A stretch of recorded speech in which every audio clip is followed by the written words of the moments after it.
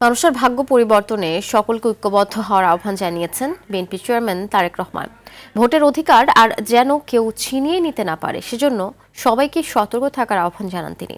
জলাবদ্ধতা রোধে আবারও খাল কাটা কর্মসূচি চালু করা হবে বলেও জানান তিনি। চট্টগ্রাম পলো গ্রাউন্ড মাঠে বিএনপি নির্বাচনী সমাবেশে এসব কথা বলেন তারেক রহমান।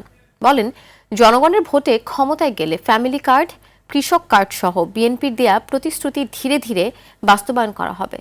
রুদ্র রফিকের সহায়তায় এই বিষয়ে আরো জানাচ্ছেন শামীম চৌধুরী।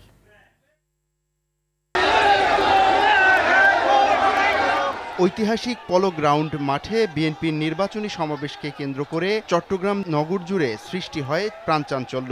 সকাল থেকেই চট্টগ্রাম মহানগর ও আশেপাশের জেলা উপজেলা থেকে সমাবেশ স্থলে দলে দলে যোগ দেন নেতাকর্মীরা।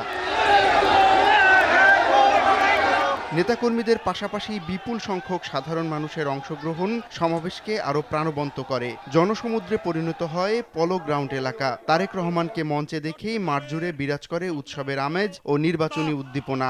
তারেক রহমান।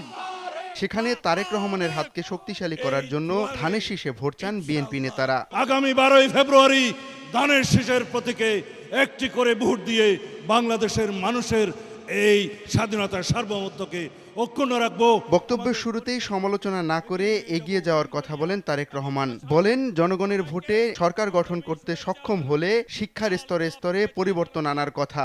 বাংলাদেশের জনগণকে তাদের প্রাপ্য অধিকার থেকে বিগত দিনগুলোতে বঞ্চিত করেছে এবং অতীতে বিএনপি যতবার দেশ পরিচালনা করেছে বিএনপি প্রমাণ করে দেখিয়েছে যে এই দুটো বিষয় একমাত্র বিএনপি সফলভাবে করতে পারে কাজ।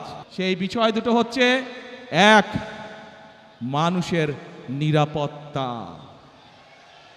যাতে করে মানুষ নিরাপদে চলাফেরা করতে পারে, ব্যবসা বাণিজ্য, চাকরি বাকরি সব করতে পারে। ক্ষমতায় গেলে বিএনপির দেয়া প্রতিশ্রুতি ধীরে ধীরে বাস্তবায়ন করা হবে বলে জানান তারেক রহমান। বলেন, দুর্নীতির টুটি চেপে ধরা হবে। পরিষ্কারভাবে বলে দিতে চাই, আমরা যেসব পরিকল্পনা গ্রহণ করেছি সেই সব পরিকল্পনার মধ্যে কেউ যদি আইন শৃঙ্খলা ভঙ্গ করে বা দুর্নীতির মাধ্যমে সেগুলিকে বাধাগ্রস্ত করেন তাদেরকে কোনো ছাড় আমরা দেব না ইনশাআল্লাহ।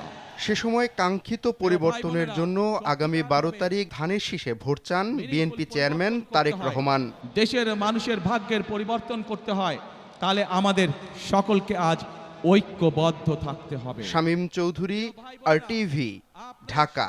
সতর্ক করে সজাগ দৃষ্টি